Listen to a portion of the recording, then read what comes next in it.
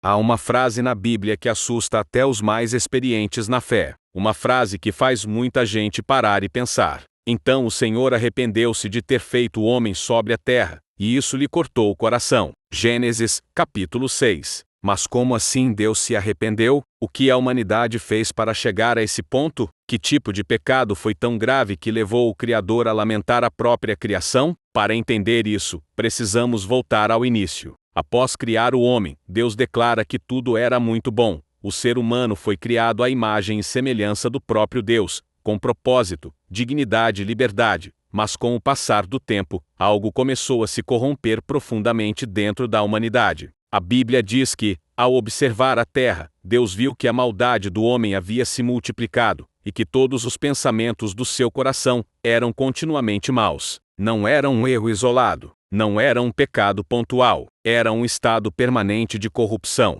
O problema não estava apenas nas ações externas, mas no interior do ser humano. O coração havia se tornado um lugar dominado pela violência, pelo egoísmo, pela perversidade e pela rebelião contra Deus. A violência se espalhou pela terra, a injustiça se tornou normal, o mal deixou de causar vergonha, o pecado deixou de causar arrependimento. E então surge um detalhe perturbador. A Bíblia fala que a terra estava corrompida e cheia de violência. Isso significa que o pecado não era apenas espiritual, mas social. As relações humanas estavam destruídas. Mas há ainda um elemento misterioso nesse capítulo. Gênesis 6 menciona os chamados filhos de Deus e as filhas dos homens. Esse texto é interpretado de diferentes formas ao longo da história, mas todas as interpretações apontam para uma quebra profunda da ordem estabelecida por Deus, uma mistura, uma corrupção que ultrapassou limites morais e espirituais. Independentemente da interpretação, o ponto central é claro. A humanidade havia cruzado uma linha sem volta. O pecado não era mais combatido, era celebrado, era normalizado, era ensinado. E então o texto bíblico diz algo extremamente forte. Isso entristeceu o coração de Deus.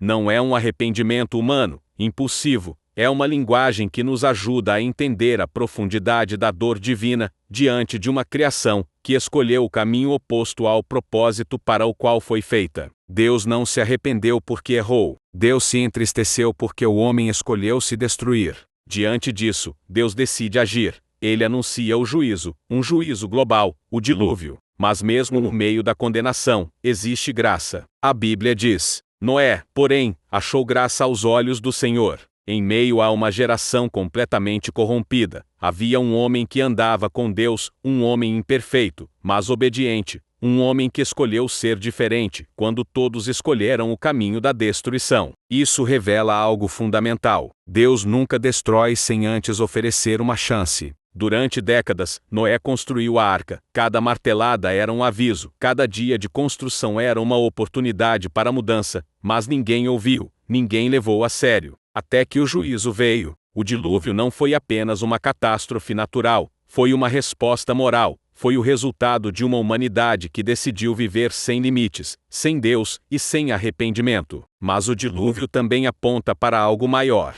Ele nos lembra que Deus leva o pecado a sério, que escolhas têm consequências, que o mal, quando não é confrontado, cresce até se tornar destrutivo. Ao mesmo tempo, essa história aponta para a redenção. Após o dilúvio, Deus faz uma aliança, coloca o arco-íris no céu como sinal de misericórdia. Ele reafirma o valor da vida, ele não desiste da humanidade. E isso nos leva a uma pergunta inevitável. O que essa história diz sobre nós hoje? Vivemos em uma geração onde o pecado também é normalizado, onde o mal muitas vezes é celebrado, onde valores são invertidos, onde a violência, o egoísmo e a indiferença se espalham. A história de Gênesis 6 não é apenas sobre o passado, é um espelho, é um alerta. Ela nos lembra que Deus observa não apenas o que fazemos, mas quem estamos nos tornando, que o coração importa, que pensamentos, intenções e escolhas moldam destinos. Mas ela também nos lembra que, mesmo quando tudo parece perdido, Deus ainda procura pessoas como Noé, pessoas dispostas a andar com ele em meio ao caos. O maior pecado daquela geração não foi apenas a violência ou a corrupção, foi a rejeição total de Deus. Foi viver como se ele não importasse. E a maior lição dessa história é clara. Deus se entristece com o pecado, mas se alegra com o arrependimento. Ele julga, mas também salva. Ele corrige, mas não abandona aqueles que o buscam. No final, essa não é apenas uma história sobre destruição. É uma história sobre escolhas, sobre caminhos, sobre o tipo de humanidade que estamos construindo. A pergunta que fica não é apenas o que fez Deus se arrepender de ter criado o homem, mas sim, que tipo de pessoa eu estou me tornando diante de Deus? Mas a história não termina no arrependimento de Deus. Ela termina com esperança. Porque mesmo quando a Bíblia diz que Deus se entristeceu profundamente, ela também mostra que ele não abandonou o ser humano. Se Deus tivesse desistido da humanidade, a história acabaria em Gênesis 6. Mas ela continua, e continua porque Deus ainda acredita na possibilidade de transformação. O arrependimento de Deus não foi o fim do homem, foi um chamado para o recomeço. Noé não foi escolhido porque era perfeito, ele foi escolhido porque decidiu andar com Deus, quando ninguém mais quis. Em uma geração onde a maldade era normal, Noé escolheu a obediência. Em um mundo onde todos seguiam seus próprios desejos, ele decidiu ouvir a voz de Deus. Isso nos ensina algo poderoso. Sempre existe espaço para alguém que decide ser diferente. Você pode não controlar o mundo à sua volta, mas pode controlar a direção do seu coração. Pode não mudar uma geração inteira, mas pode mudar sua própria história. E muitas vezes, é assim que Deus começa grandes transformações, com uma única pessoa disposta a obedecer.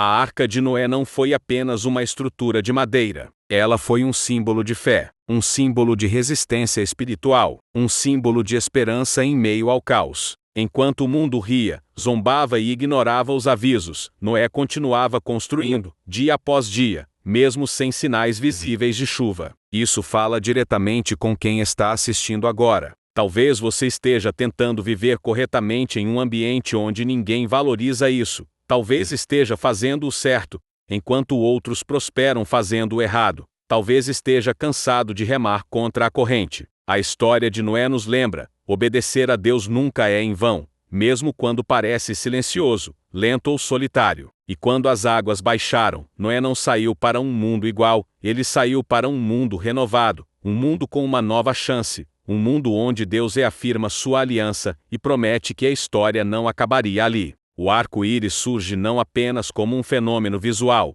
mas como um lembrete eterno de que Deus é fiel mesmo quando o homem falha, de que ele corrige, mas também restaura. Essa é a mensagem que muitos ignoram quando falam desse texto. Eles focam apenas na destruição, mas esquecem da redenção. A Bíblia não esconde o pecado humano, mas também nunca esconde o amor de Deus, um amor que confronta, que chama ao arrependimento, mas que sempre oferece um caminho de volta. E aqui está a parte mais importante para quem assiste hoje. O maior erro daquela geração não foi apenas cometer pecados. Foi não se arrepender. Foi não ouvir. Foi não mudar. Deus não destruiu porque o homem errou. Deus agiu porque o homem escolheu permanecer no erro. Isso muda tudo, porque significa que enquanto houver arrependimento, ainda há esperança. Enquanto houver humildade, ainda há restauração. Enquanto houver alguém disposto a ouvir a voz de Deus, o fim nunca é o fim. Talvez você esteja carregando culpa por erros do passado. Talvez pense que foi longe demais, que fez escolhas irreversíveis, que se afastou demais de Deus. Mas a história de Gênesis 6 prova o contrário. Ela mostra que Deus se entristece com o pecado, mas se alegra com a mudança, que ele rejeita o mal, mas acolhe o coração quebrantado, que ele não busca perfeição, mas sinceridade. O mesmo Deus que julgou a corrupção da terra, é o Deus que salvou Noé. O mesmo Deus que se entristeceu, é o Deus que fez uma aliança. O mesmo Deus que fechou a porta da arca, é o Deus que abriu um novo começo. E isso aponta para algo ainda maior. Séculos depois, Deus faria algo definitivo para lidar com o pecado humano, não com água, mas com amor, não com destruição, mas com sacrifício, não eliminando a humanidade, mas oferecendo redenção através de Jesus. O dilúvio mostrou que o pecado gera morte. A cruz mostrou que o amor gera vida. E hoje, a pergunta não é se o mundo está corrompido, a pergunta é: que tipo de resposta você vai dar? Você pode viver como a multidão daquela época, ignorando os sinais, normalizando o erro, vivendo sem direção, ou pode viver como Noé, andando com Deus mesmo quando isso parece estranho, difícil ou solitário. Deus ainda observa corações. Deus ainda chama pessoas. Deus ainda oferece recomeços. E talvez esse vídeo não tenha chegado até você por acaso. Talvez seja um convite, um alerta, ou um chamado silencioso para ajustar rotas, rever prioridades e reconstruir a arca interior, que protege sua fé, seus valores e seu propósito. Porque no final, Deus não se arrepende de quem escolhe andar com Ele. Que você seja encontrado fiel, mesmo em tempos difíceis. Que escolha a obediência quando o caminho fácil parecer mais atraente. E que, diferente daquela geração, você decida ouvir enquanto ainda há tempo. Porque quando Deus encontra um coração disposto, a história nunca termina em arrependimento, mas em redenção.